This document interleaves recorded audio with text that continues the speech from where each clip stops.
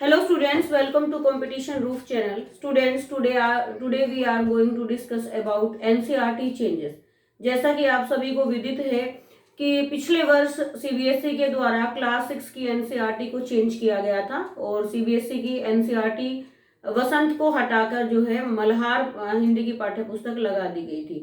कुछ विद्यार्थियों के मेरे पास कमेंट आ रहे हैं, तो क्या सभी विषयों की एनसीईआरटी परिवर्तन होगा या केवल कुछ क्लासेस में ही परिवर्तन होगा? तो फिर उनको तैयारी को लेकर काफी सारी समस्याएं आ रही हैं। इससे पहले मैंने आप लोगों को एक वीडियो उपलब्ध करवाई थी जिसमें प्री मेंस एंड इंटरव्यू 3 चरणों में जो है केवीएस अपनी तैयारी कर रहा है अपनी नई भर्ती के लिए कि किस प्रकार से वो परीक्षा लेगा। तो देखिए विद्यार्थियों, कुछ बच्चों के आज मैं क्वेश्चंस उठाऊंगी। ये हमारे क्वेश्चनेयर है, जो आप लोगों के क्वेश्चंस हैं उसी के मैं जवाब के रूप में आपको यहाँ पर दूंगी। तो सबसे पहले मैं परिवर्तन की बात करूंगी एनसीईआरटी के। तो आप सभी को मैं बता दूं कि एनसीईआरटी में जो परिवर्तन होगा वो केवल क्लास 7 और क्लास 8 की ही एनसीईआरटी में परिवर्तन होगा। 9, 10, 11, 12 की एनसीईआरटी वैसी रहेगी जैसी थी। और क्लास 6 की एनसीईआरटी लास्ट ईयर ही परिवर्तित हो चुकी है, तो उसमें कोई चेंजेस नहीं होगा।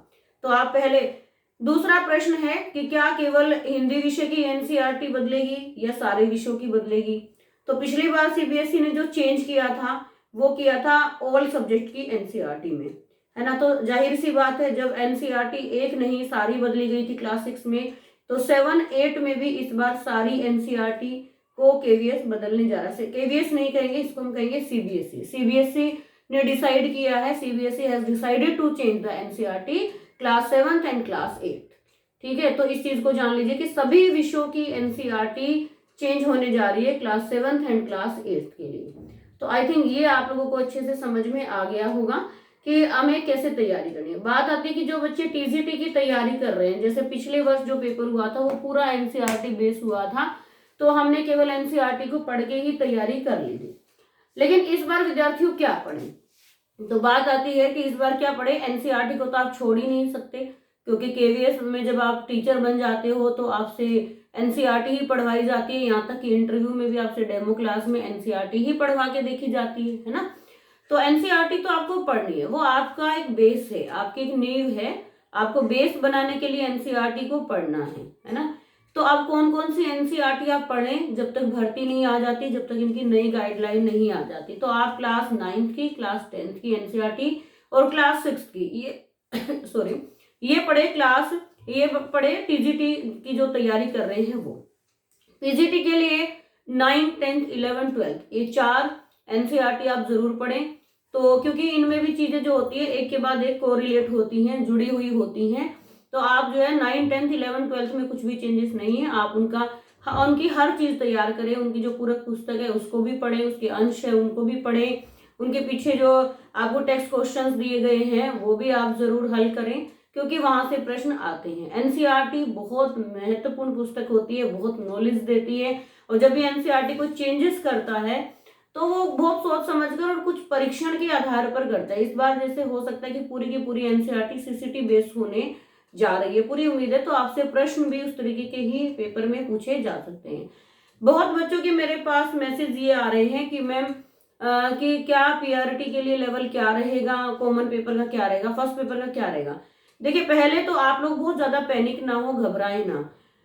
और कुछ बच्चे ये भी पूछ रहे हैं कि भर्ती कब तक आएगी। भर्ती की बात मैं बता देती हूँ। यदि केवीएस परिवर्तन करेगा, अपने चरण को, अपने पैटर्न को चेंज करेगा, अपने एग्जाम लेने के चरण को यदि परिवर्तित करता है, तो देन मार्च में आने की संभावना नहीं है। देन जो है आपकी जो वैकेंसी है वो डिले हो सकती है, आगे जा सकती है, क्योंकि इतना बड़ा परिवर्तन होने जा रहा है। तुरंत तो वैकेंसी और तुरंत तो सब कुछ तैयार नहीं हो जाता है। और यदि इनका परिवर्तन नहीं आता है, इस साल ये नहीं करते चेंज, ये हो सकता है कि नेक्स्ट आने वाले वर्षों में ये चीज करें, तो फिर आपको भर्ती जल्दी देखने को मिल सकती है। क्योंकि पहले केवीएस अपने लेवल पे कुछ होमवर्क करेगा, उसके बाद ही कुछ वैकेंसीज की बात होगी। तो ऐसे में बच्चों को क्या करना चाहिए? सबसे बड़ी बात यह है कि भाई बच्चों के लिए तो समय बढ़ता जा रहा है, उम्र भी बढ़ रही है, पढ़ाई के साथ साथ हमें फ्रस्ट्रेशन भी आता है। तो देखिए बच्चे, धैर्य रखना पड़ेगा आप सभी को। और मेरा तो ये मानना है कि जब तक कुछ भी गाइडलाइन क्लियर नहीं आती है, देखिए आप जैसे एनसीईआरटी बेस भी आप तैयारी करते थे तो कॉमन पेपर थोड़ा थोड़ा हिस्सा तो वहां भी आता था। तो तो आप उसकी तैयारी करते रहिए। जैसे आप जो है जीके पढ़ते रहिए, अपना इंग्लिश पढ़ते रहिए, सामान्य हिंदी पढ़ते रहिए, साइकोलॉजी पढ़ते रहिए। सब्जेक्ट को कैसे करें, सब्जेक्ट की पहले एनसीईआरटी खत्म कर दे। कभी भी पढ़ा हुआ बेकार नहीं जाता। कभी भी आप डरे ना कि मैंने पढ़ लिया तो क्या हो जाएगा। पढ़ने से नुकसान नहीं होगा आपका कभी भी, इस चीज को आप लिख लें। नहीं पढ़ेंगे तो आपको नुकसान ज्यादा होगा, क्योंकि आपकी कंटिन्यूटी टूट जाएगी, आपको कॉन्फिडेंस नहीं आएगा। एनसीईआरटी को आप कम से कम जब तक भर्ती नहीं आ जाती 3 से 4 बार आप जरूर पढ़े। पीजीटी वाले बच्चे 9 से शुरू करें, टीजीटी वाले बच्चे 6 की पढ़े, 9 की पढ़े, 10th की पढ़े। अब जैसे मैं जो है आप लोगों को हिंदी विषय उपलब्ध करवाती रहती हूँ, हिंदी की चीजें उपलब्ध करवाती रहती हूँ। यदि आपने ओल्ड एनसीईआरटी भी पढ़ लिए, यानी कि जो वर्तमान में चल रही है, तो भी कोई आपको घाटा नहीं है। जैसे मैंने आपको बताया, एक टॉपिक में बताती हूँ, जैसे रहीम के दोहे। तो रहीम के दोहे क्लास 7th में लगे हुए थे ओल्ड एनसीईआरटी में, है ना, जो अभी हम चल रही थी हमारे पास में। और जो मल्हार पुस्तक आई है उसमें भी रहीम के दोहे दिया हुआ है। तो यदि आपने कोई पुस्तक पढ़ भी ली है, उससे आपने एक ज्ञान को प्राप्त किया है, वो चीज आप अपने ज्ञान को ऐड करोगे, है ना, उससे आपको कोई नुकसान नहीं होगा। नुकसान कब होगा, जब आप भ्रम की स्थिति में रहोगे कि अब तो भर्ती आएगी, अब तो इनका पैटर्न आएगा, तब मैं पढ़ूं, तब आपको नुकसान हो सकता है। नहीं, आपको अपना रेगुलर करंट अफेयर करते रहना है, आपको अपना इंग्लिश हिंदी सामान्य पढ़ते रहना है, साइकोलॉजी की तैयारी कीजिए। हिंदी वाले बच्चे हिंदी विषय को अपने को पढ़ के रखें।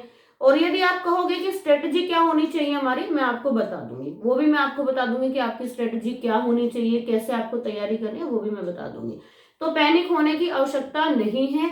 सिलेबस मैंने आप लोगों को बता दिया एनसीईआरटी का कि 7-8 में ऑल सब्जेक्ट की एनसीईआरटी चेंज होने जा रही है। तो पैनिक ना हो और ना ही डरे, जो भी होगा सबके साथ होगा, किसी एक के साथ अकेले नहीं होगा।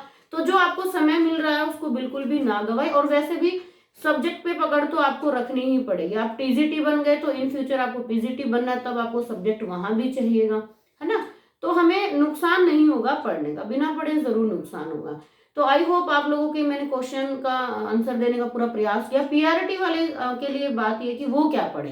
पीआरटी में देखिए 4 सब्जेक्ट होते हैं आपके मेन, वो आपको चारों पढ़ने हैं। वो आपको पीआरटी आपको मेंस लेवल पे भी आपके से उन्हीं से पूछा जाएगा। यदि आपका प्री लेवल होता है, प्री मेंस और इंटरव्यू होता है, प्री जो होगा ना आपका बच्चों वो क्वालिफाइंग होगा, हो सकता है ऐसा। अभी होगा कि नहीं होगा ये तो केवीएससी गाइडलाइन आने के बाद ही हमें पता चल पाएगा क्या होता है। तो वो सबके लिए कॉमन होगा, मतलब वो क्वालिफाइंग होगा। और जो मेन जो बात होगी वो होगी आपके सब्जेक्ट पे, जहां पर आपको मेंस लिखने के लिए मिलेगा। उसके लिए भी आपको डरने की जरूरत नहीं है। ये कोई यूपीएससी का एग्जाम नहीं है कि बहुत गूढ़ प्रश्न और बहुत लंबे चौड़े प्रश्न पूछ लिए जाएंगे। आपको अपने विषय में आपने इतना पढ़ रखा होगा कि आप आराम से, बस आपको उस समय पे आपको समय मिलेगा, आपको उस समय पे प्रैक्टिस करनी होगी और वो हो जाएगी आराम से, है ना। हमारा साथ भी आप लोगों के साथ बना रहेगा, क्वेश्चंस उपलब्ध मैं करवाती रहूंगी। यदि आपने चैनल को सब्सक्राइब नहीं किया तो आप चैनल को सब्सक्राइब जरूर कर लें। बहुत महत्वपूर्ण वीडियो मैं यहाँ पर लेकर आती रहती हूँ। यदि आपको वीडियो अच्छी लगी है तो वीडियो को एक लाइक कर दें, वीडियो को शेयर कर दें। और आपको अभी भी कोई आपकी क्वेरी रह गई है तो आप जो है कमेंट सेक्शन में जाके कमेंट करें। वैसे मैं कमेंट की कोशिश करती हूँ सबके जवाब दूं, पर एक आध का मैं जवाब नहीं दे पाती हूँ, तो उसके लिए क्षमा प्रार्थी हूँ। और जो है आप जो हमसे जुड़ जाइए, हमारे टेलीग्राम को भी आप ज्वाइन कर लीजिए, वहां पर भी कुछ पीडीएफ आप लोगों को उपलब्ध होती रहती है। मिलते हैं अगली वीडियो में कुछ अच्छे के साथ, कुछ नए के साथ। तब तक के लिए जय हिंद, वंदे मातरम।